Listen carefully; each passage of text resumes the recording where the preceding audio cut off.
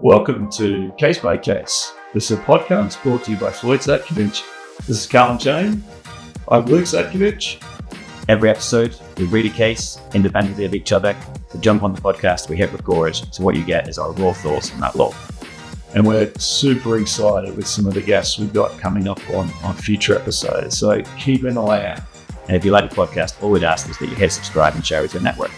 Okay, let's get into it. Let's do it. Welcome to Case by Case. This is a podcast brought to you by Floyd Zadkovich. I'm Luke. We don't have Callum on today, but I am very pleased to be joined by Joe Carilli, Counsel in our US team. Welcome, Joe. Thank you, Luke. I appreciate the opportunity to come on instead of Callum, although I'm probably not as interesting as he is, or entertaining, I should say. But thank you very much for having me. Well, I don't know about that. We'll see, but who knows? You've managed to unearth a very interesting case, so I think that's going to stand you in good stead. And yeah, we'll see how you go versus the wee Scotsman. But before we get into the case, which it's got everything. This one, it's about a salvage of a ship from the 16th century that belongs to France. Well. That was one of the issues that was debated, I suppose, in first instance. But before we get into that, I just thought, this is your first time on the podcast. So, would you like to just tell us a bit about yourself? What are you focused on and some of your background? So I joined the firm about 10 months ago, if I'm counting correctly.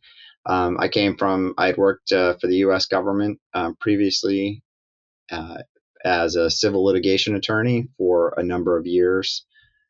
Prior to that, I had been a military judge advocate in the U.S. Navy for well over a decade. And then before that, I was a naval officer. I was a surface warfare officer stationed on board Navy ships.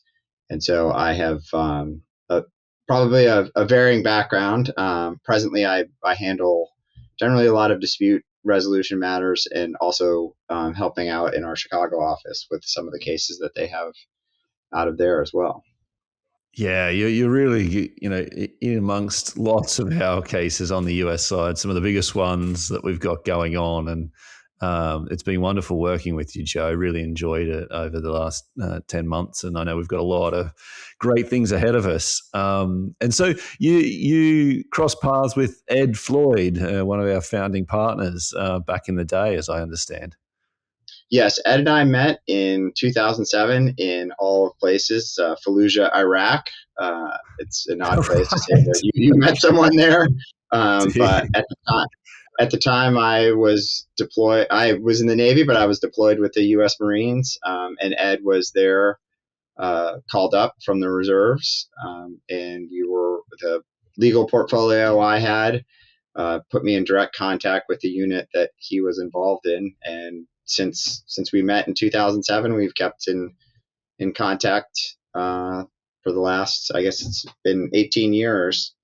Yeah. Talking off and on.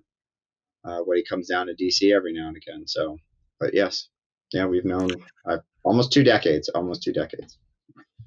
And look, that's it's interesting to touch on that background, because the case that you've come on to talk about today also has a kind of Navy military element to it, government ownership of a vessel and what have you. I know it's not U.S. property, but it's the vessel that's the subject of this case belonged to France. And I'll just give the name of the case first before we get into talking about the background of it. But it seems opportune that we've got a case here that kind of throws to some of that background you've got. So this case is the Global Marine Exploration versus Republic of France decision.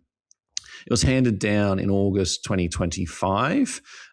We're talking about the decision of the US Court of Appeals, 11th Circuit, and the citation is 151 F 4th 1296, 2025.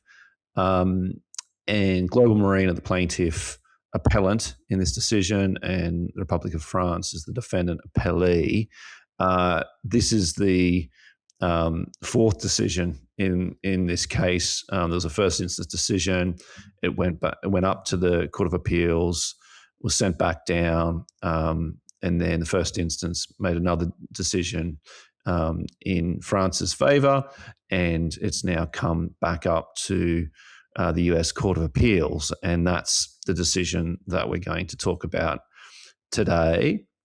The Chief Judge, William Pryor, gives this decision, and perhaps the place to start here, Joe, is some of the background. And I've got to say, before you get into it, when I listened to the background, I was actually, doing some housework, and I had I don't know if you ever do this, but I put the judgment into Microsoft Word and put the audio on.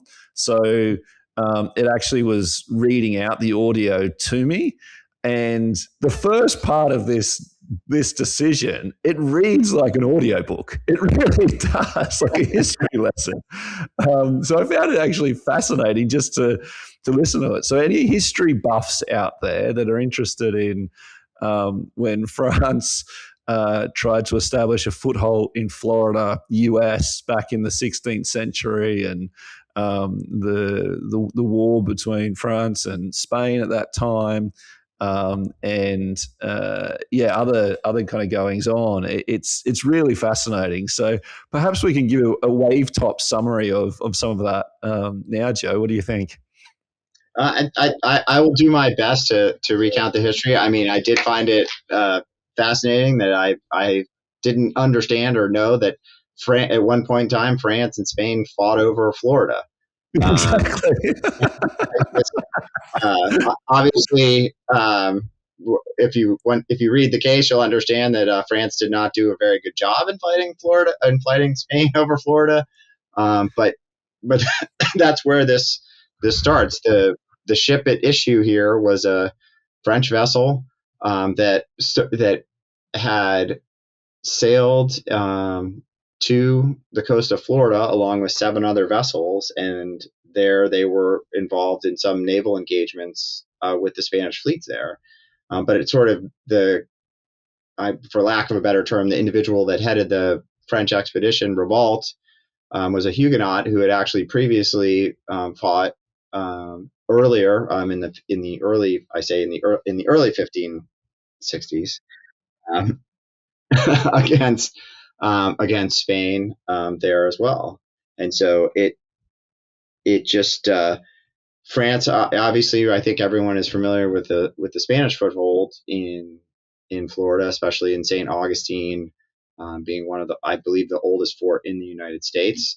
Again, hopefully there's not historians fact checking these at the end, but having been there, but this ship was involved in a battle off of St. Augustine in 1565, La Trinité. I'm sure the Microsoft Word probably pronounced it correctly, and I'm not doing it justice, but was involved in an engagement or an attempted engagement off of St. Augustine. Unfortunately, the Spanish ships had gotten underneath their land guns, so they were under some sort of protection. So the French vessels had laid to, and I think we're all familiar with hurricanes off of the coast of Florida, and a hurricane swept through and pushed these ships a little bit farther south off of Cape Canaveral, where they sunk.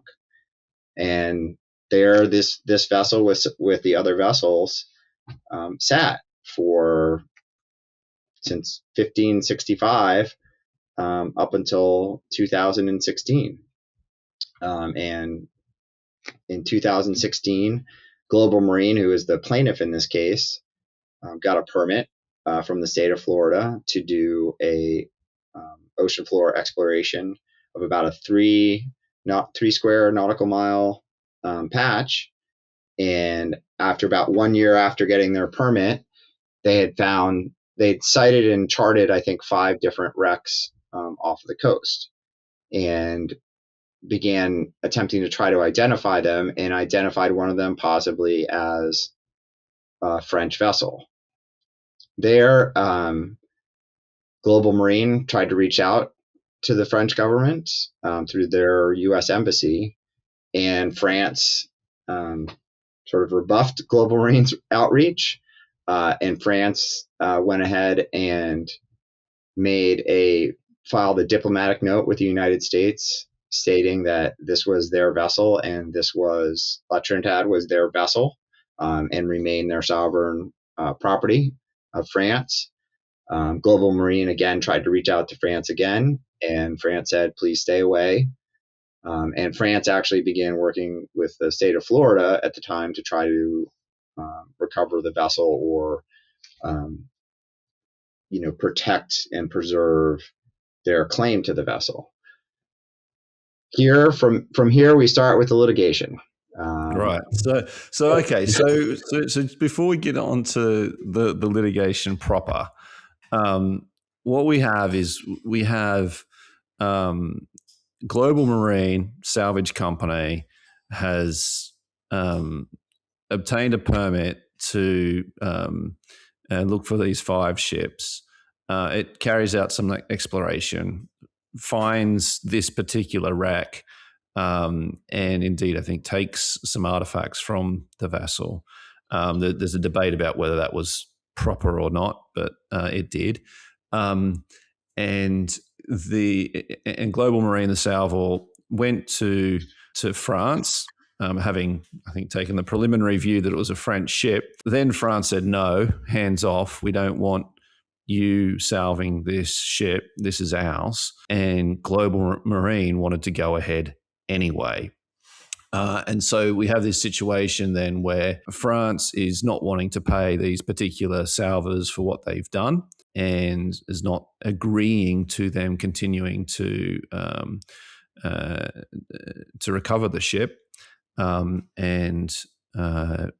French government then starts working with Florida government. The Florida government takes some steps then with respect to taking custody of the vessel, because I think initially the salvors, Global Marine, brought a suit in rem against the vessel to take custody of the vessel, and then eventually the Florida government steps in and it obtains custody. And there's then, as you say, we get into the litigation. But just before we do that, this isn't we don't have the time to go through all the history as much as it's fascinating. And we'll probably touch on this a little bit later as well.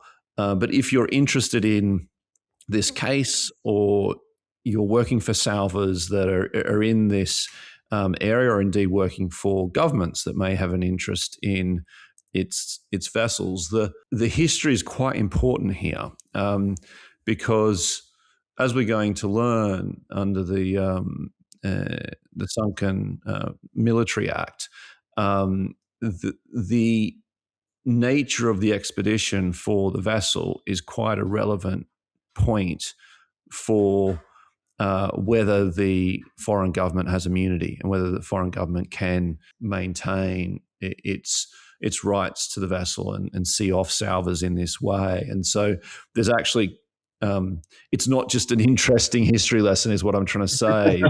The background here, and what was actually happening at the time, the wars that were underway, what France was doing, why this vessel was in the vicinity, why it was sunk, what was it doing at the time.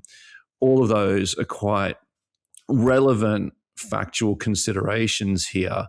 And I dare say when the salvors were setting off to try and recover this vessel in the early stages, that wasn't front of mind, trying to look at the history of all this and then establish, well, depending on that history, that may affect the rights of the salvors to be able to recover particular types of vessels. And it's a really interesting kind of action point, I think, from this, is that for salvor companies going in and trying to recover these very old wrecks, to understand what they're looking for, and if they get an early early snapshot of it to actually understand the history can, from a legal perspective, end up quite important.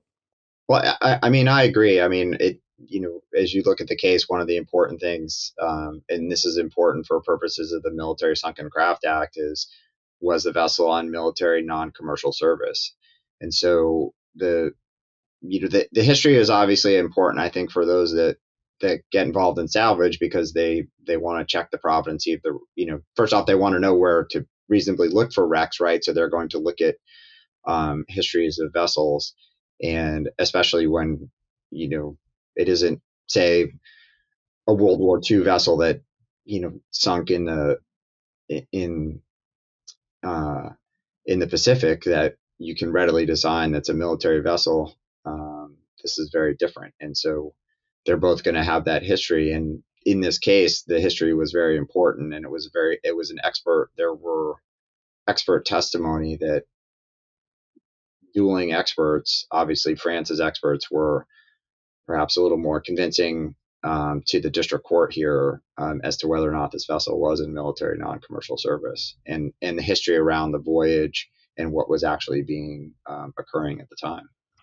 Yeah, I thought it was interesting that the experts that led evidence for the salvos, it was pretty thin initially, a page or something.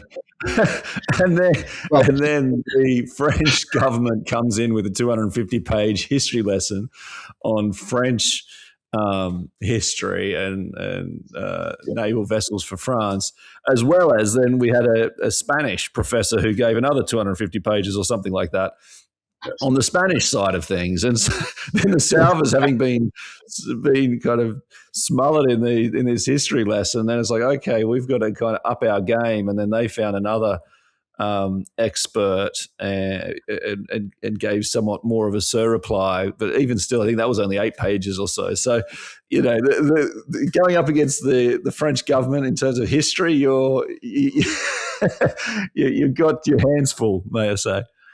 Yeah, I think obviously not a commentary here for, but maybe the district court transcript is probably a lesson to what you need to do to make sure you have good expert testimony, as opposed to maybe not so good expert testimony. So, hey, just as an aside, Joe, I don't know if you know the answer to this, but I noticed that one of the settlements that was being protected was called Fort Caroline, and I think of Caroline as being a French name. Maybe I'm wrong on that. But I wondered whether that is an early name of what ends up becoming Carolina. North and South Carolina. I don't know if you know that. Or I don't know. I don't know. I never heard of Fort Caroline. It's obviously, the French were much more involved in and around in the Gulf of Mexico, I think, ultimately. Right. But I had no idea that France made any attempt to lay any stake to Florida. I've always thought of Florida. Maybe I just don't, now I don't know my U.S. history very well, but at least I'm doubting myself on how much I know about U.S. history, considering I thought it was primarily the Spaniards, and always the Spaniards. Yeah, exactly. That's why I thought. That's why I thought maybe. Although if the Spanish kind of ran with the name, okay, it's got an A on the end of it now, but you'd think that they'd change it. You think they'd change it completely. Anyway, that's a complete aside. I'll look at that in my own time at some point. Getting back to the litigation. Okay, so I think we got up to the salvors bringing an in rem claim against the vassal. And Florida and the French government step in. What then happens, just in summary form, because as I said, it went up to the Court of Appeals and back down again, and then up again to the Court of Appeals, which is the decision we're talking about today. Yeah, I mean, I think really, maybe, and for me, one of the things in just sort of understanding the start of the litigation is really understanding that, on France's side, at least from a legal standpoint, I think, is that in the backdrop here is a Sunken Military Craft Act, which is a U.S. law that was passed in 2004. It not only protects U.S. Military, both military aircraft or military ships, military aircraft that are sunk, and basically states that the United States doesn't relinquish sovereignty on its craft. But one of the things it does is it also helps nations establish their sovereignty claims over their vessels that are sunk in U.S. waters. And I think the goal when the U.S. passed the act was both to protect the U.S., but then also in hopes that other nations would pass similar laws, such that the U.S., when they made claims where that the U.S. vessels were maybe found in another nation's territorial sea, that they would equally be able to, the U.S. would be able to protect their vessels and aircraft as well. And so yeah, I think there's a reciprocal nature to that, isn't there? And the judge refers to this in that military vessels have a lot of importance to state governments. Obviously, I know it's trite to say, but you have the people that may have perished in a casualty. You have government property. You have weapons. These days, you have high tech weapons associated with it as well.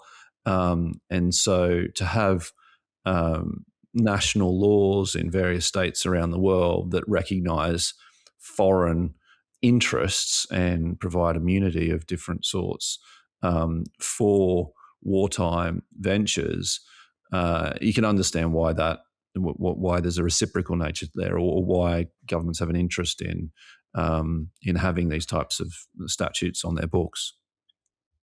I mean, for me, I think you hit it, Luke, and for me at least, the importance is it's not the property. This is a grave. This is it is a extraterritorial national grave site of citizens of that nation who perished in military service. And I think it's important that other nations seek to both preserve those sites, make sure that they're not disturbed, and leave it up to that sovereign nation on how they want to address those graves, whether they want to keep those graves undisturbed, whether they want to try to bring those vessels back up, and leave it to them and protect that. And then, of course, you do get into obviously the sensitive military property that is potentially at the bottom of the sea. I mean, I'm on an English podcast with a Scottish, so I automatically think of the James Bond movie where the British sub sinks off of Greece, but we won't get into that. Yeah, I think you're right, and it doesn't matter how long the vessel has been sunken and how long the graveyard, as you described, has been there. If this happened 20 years ago, or 200 years ago, or 500 years ago, as the case here, it still has such a important historic element to it.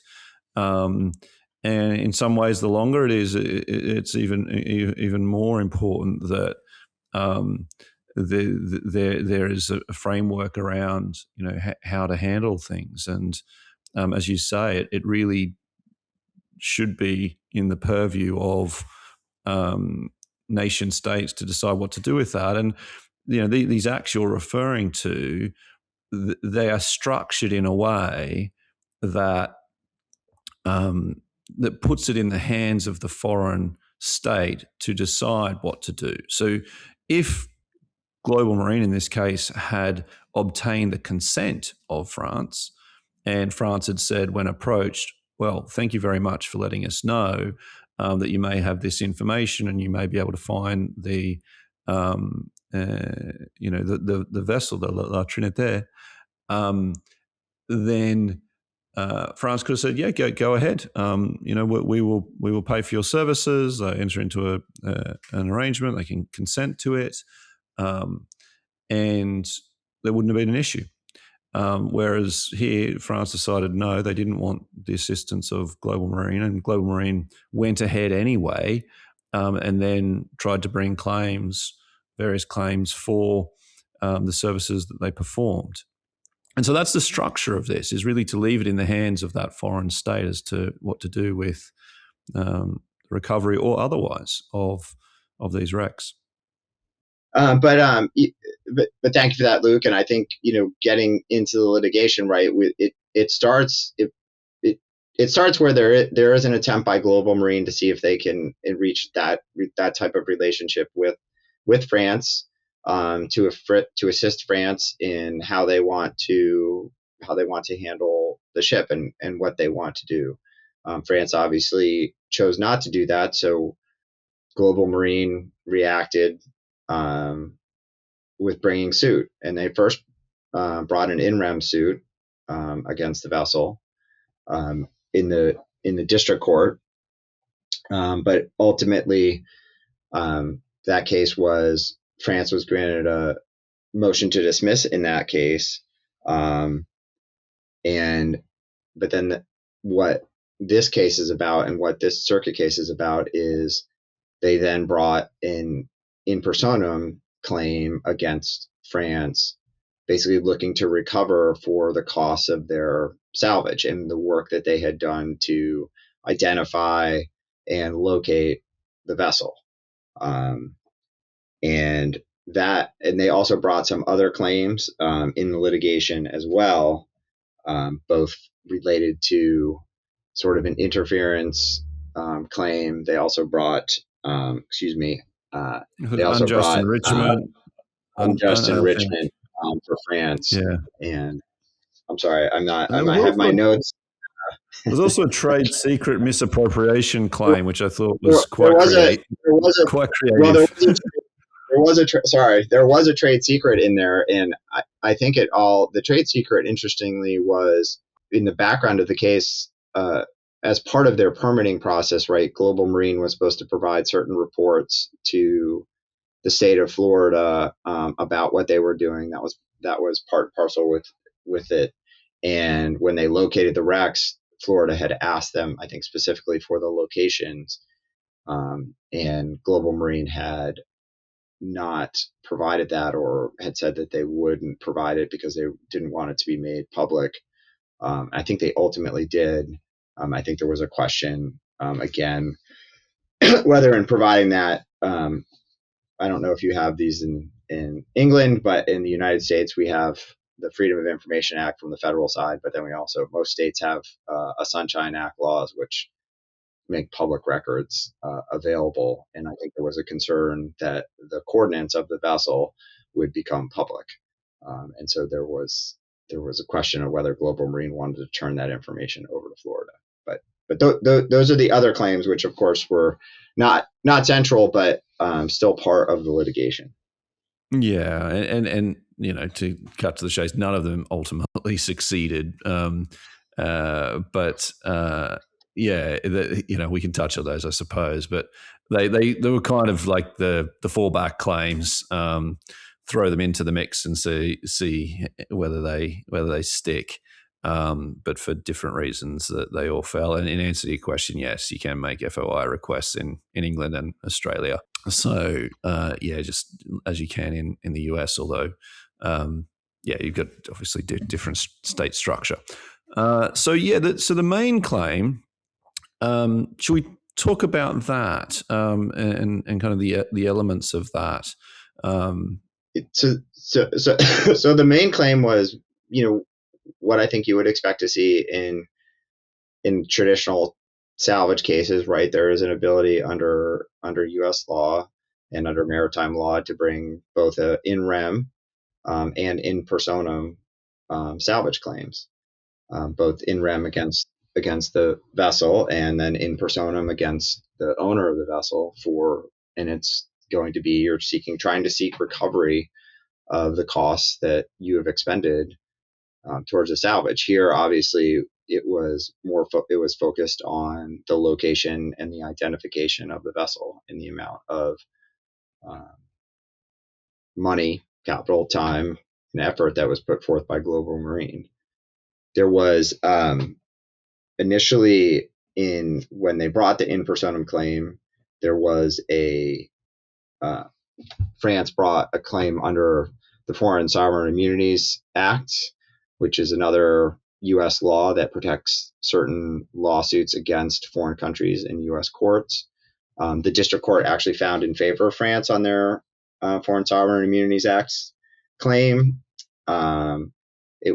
That went up to the 11th Circuit. The 11th Circuit disagreed with the district court, finding that what Global Marine was seeking was there was a commercial exception to the Foreign Sovereign Immunities Act, and so it found that sort of the in personam claim that Global Marine was looking for recovery from its commercial efforts, that exception then applied. So it went back down to the district court after that, and then at that point in time, that's when France raised the Sunken Military Craft Act, that the Sunken Military Craft Act barred in personam salvage suits.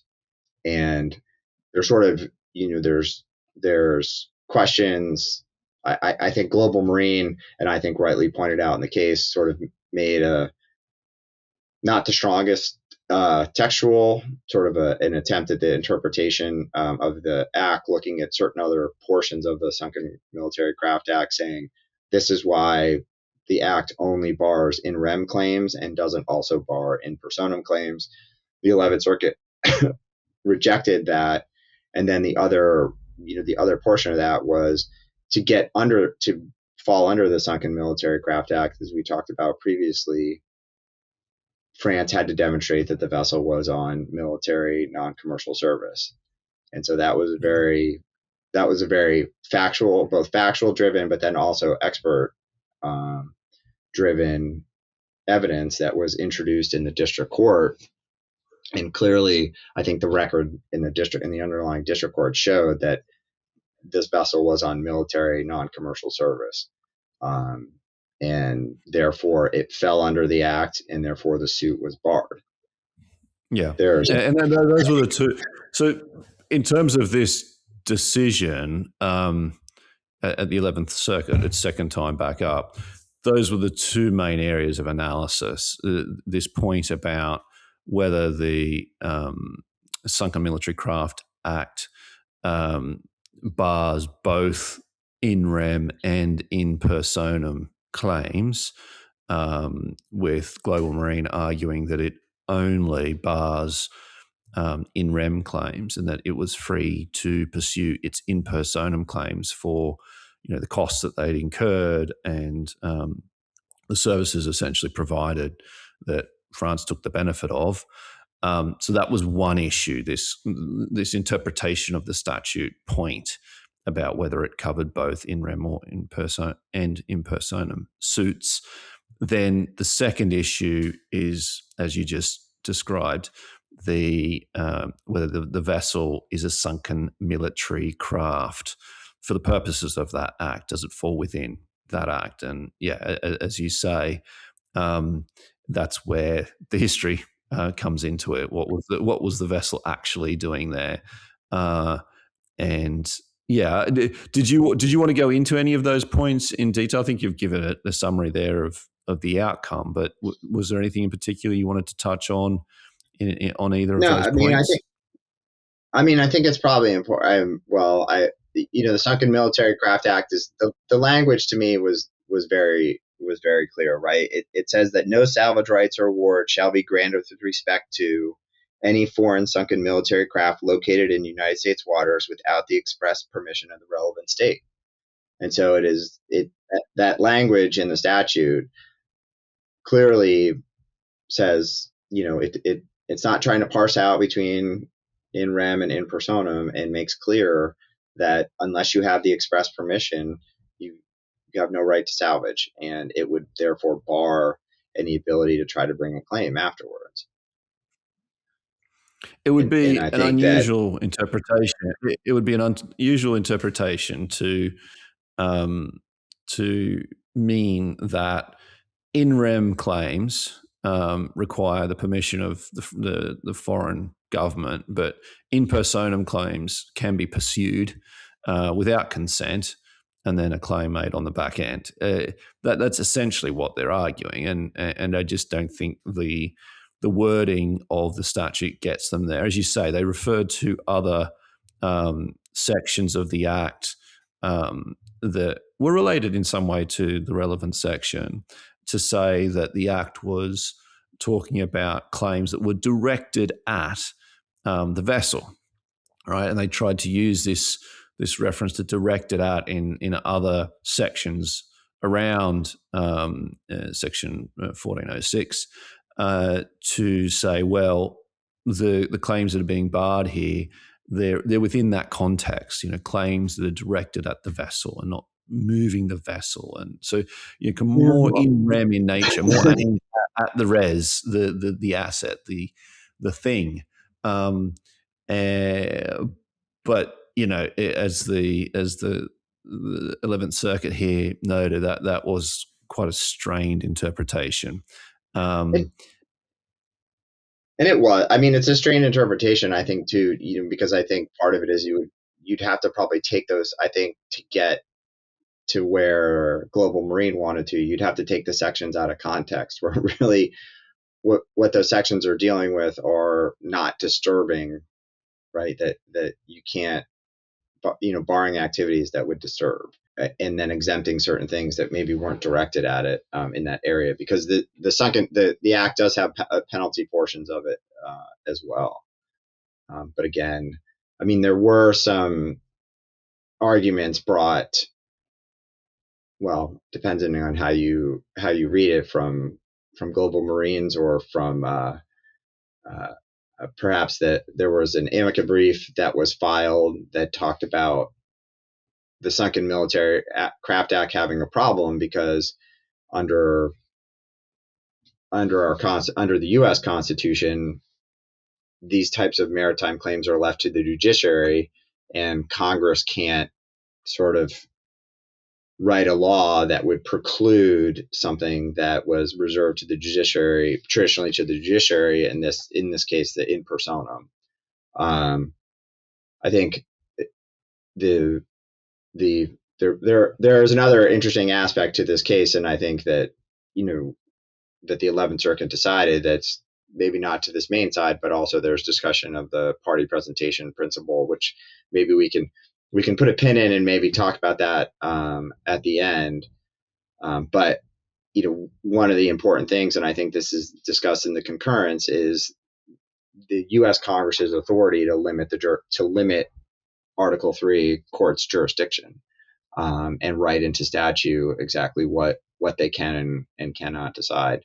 But I think it's of note too, Luke, is that the United States did intervene in this case and filed a brief that mainly that tracks along the 11th Circuit's decision.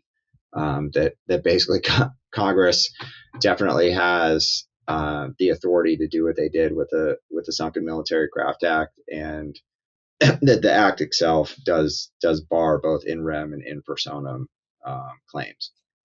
Yeah, and you can understand why it did that. It has a real interest in that type of finding, and indeed with this decision going up to the Supreme Court, you can expect that the U.S. government will take quite an interest in that, in those proceedings, and I dare say put in another brief along those lines. We can get into the constitutionality point briefly a little bit later, which is even another gloss on this case. But just before we do, on the second point, the second main issue for this decision before the 11th Circuit was on whether the La Trinité is a sunken military craft for the purposes of the Act. And this goes to the factual question of what was the vessel actually doing at that time? Why was it there? What was its purpose? And as we've already said, there was a lot of historical background put in evidence through experts on that point.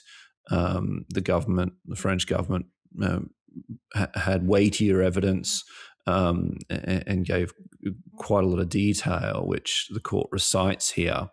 But I think I can kind of read out a key paragraph here that summarizes it. The undisputed record establishes that La Trinité was on military non-commercial service when it sank. And those are the key words from the Act. Military non-commercial service when it sank. To be sure, Ribault was tasked with providing relief to Fort Caroline.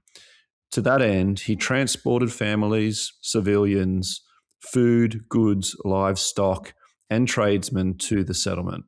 But Ribault was also tasked with defending Fort Caroline from a potential Spanish attack.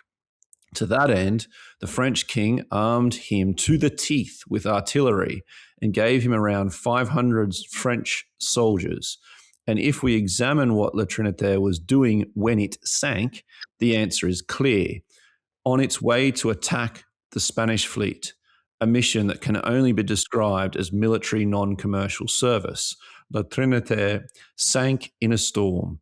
On that basis alone, the undisputed record supports France's position. And there's a lot more detail set out there in the judgment, but that's the upshot of it. And there just wasn't a sufficient counterfactual point here to take this matter to trial, because just procedurally remembering the stage of proceedings that the 11th Circuit is looking at this decision, France, when the matter went back from the 11th Circuit the first time, and so it's back before the trial court for a second time, France brought a summary judgment motion to knock out this claim, basically arguing that there's not a sufficient factual dispute to take this through to trial. And the trial court agreed with that on the basis of the Sunken Military Craft Act and the record that was put in place. In deciding a summary judgment motion like this, the court assumes the best case factually for the defendant, the party on the receiving end of the summary judgment motion.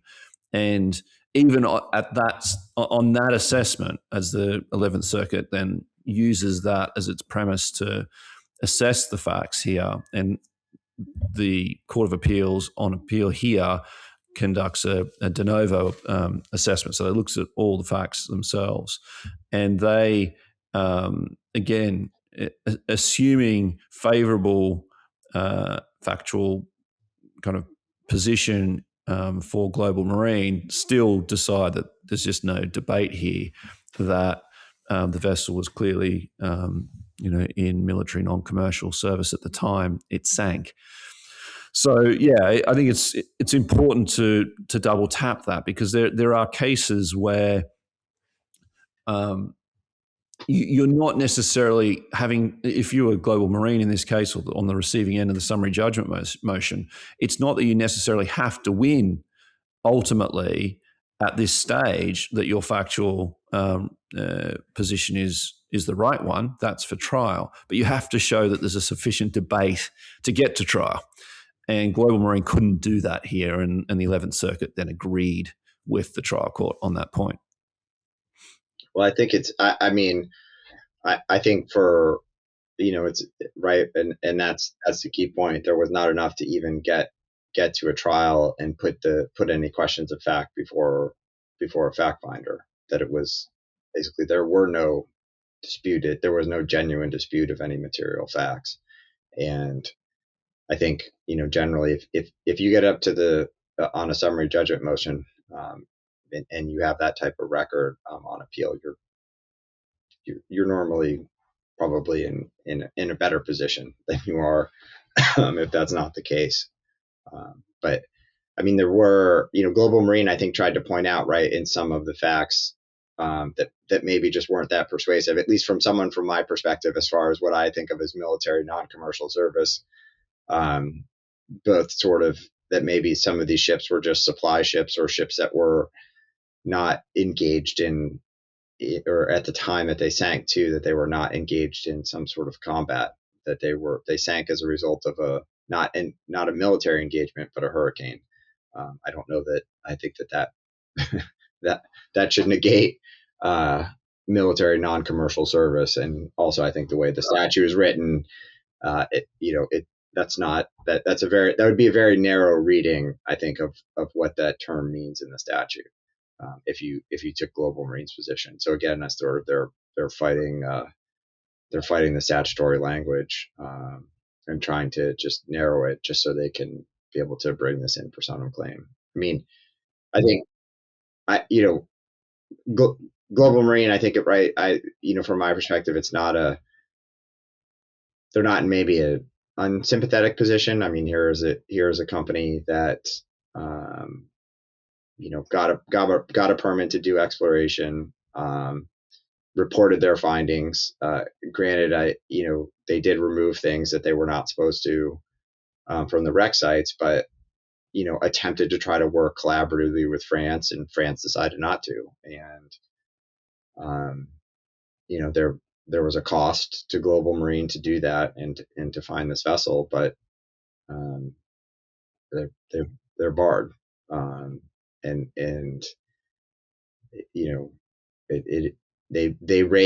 they do, I think we mentioned, I don't know if we mentioned, but Global Marine has filed a writ of certiorari to try to bring this case before the Supreme Court. And they raise some of these facts that here is a company that has expended resources, and now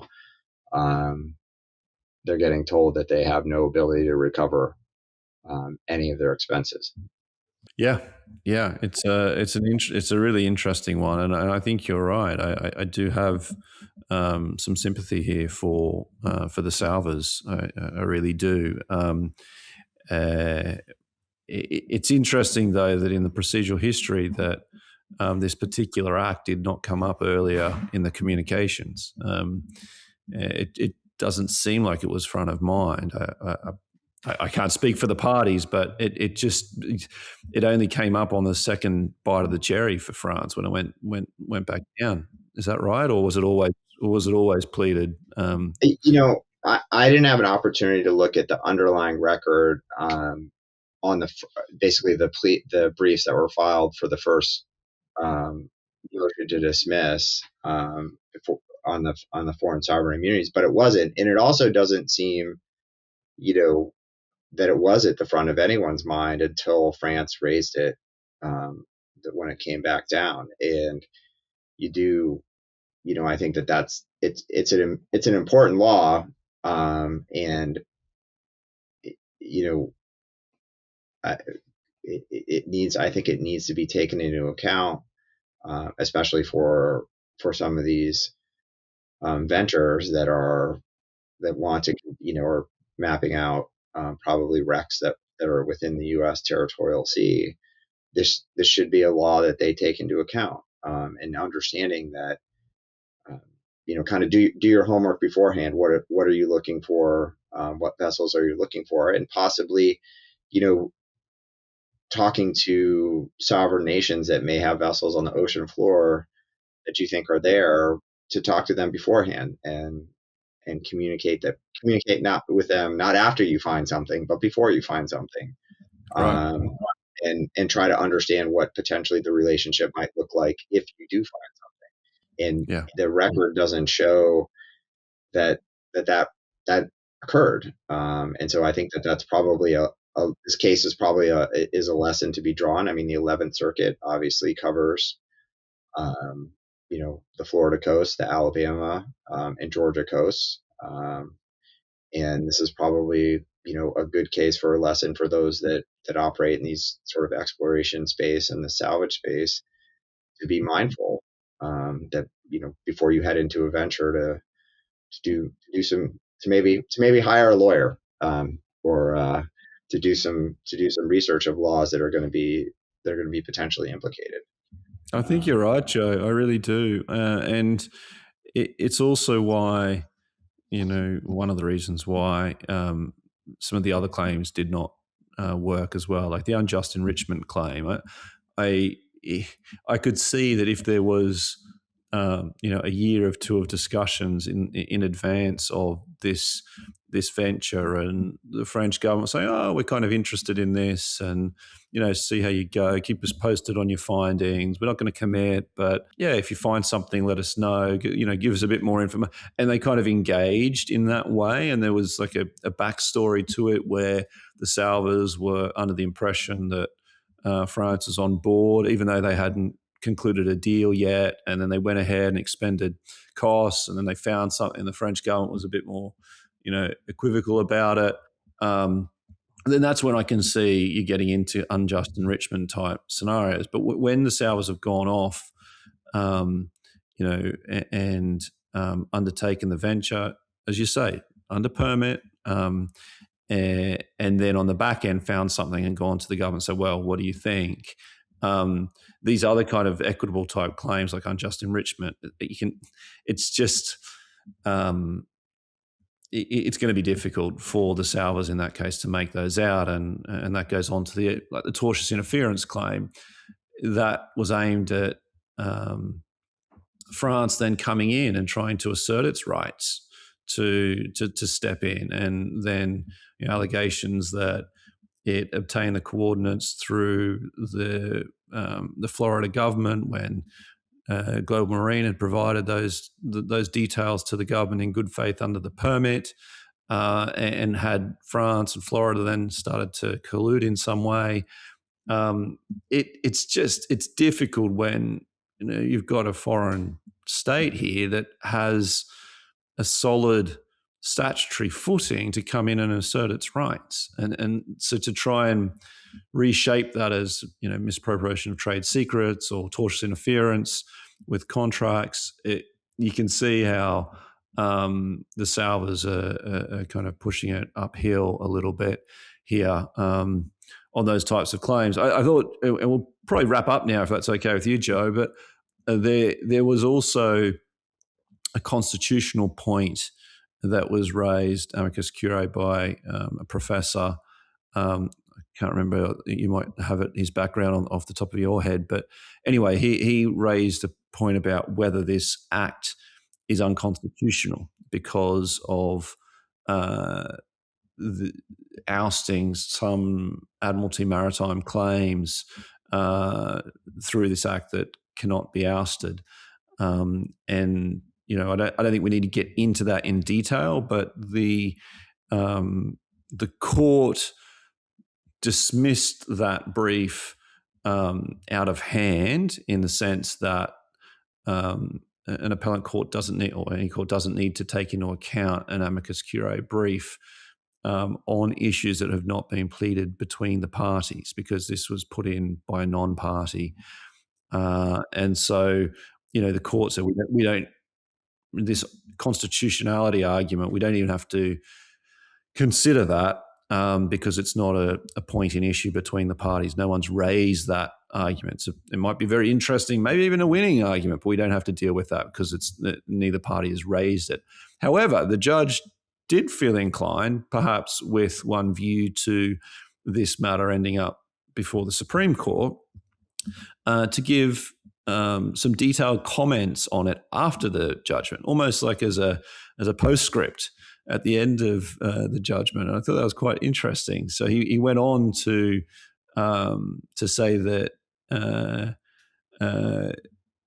while interesting, he doesn't think that the court doesn't think that that constitutional argument would prevail, and indeed, if there was something to that, it would throw chaos into a number of acts in this area.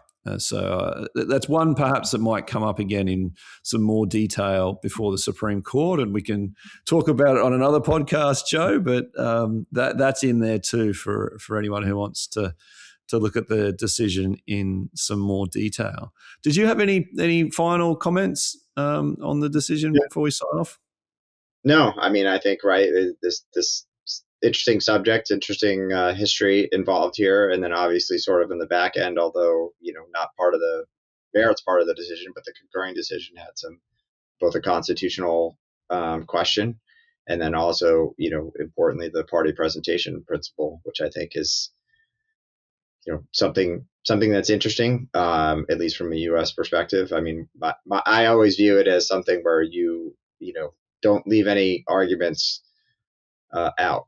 Always be concerned as a litigation attorney that you build your record, build your record, and make sure you have a solid record, because you don't know, you don't want to be in front of an appellate panel attempting to make an argument and have one of them go, "I'm sorry, where is that in the record?" And then you slink behind the podium, or maybe try to recover and make the rest of your arguments. But so we've all been there before. Yeah, where you kind of wish you thought of arguments a year earlier and put more flesh on the bones.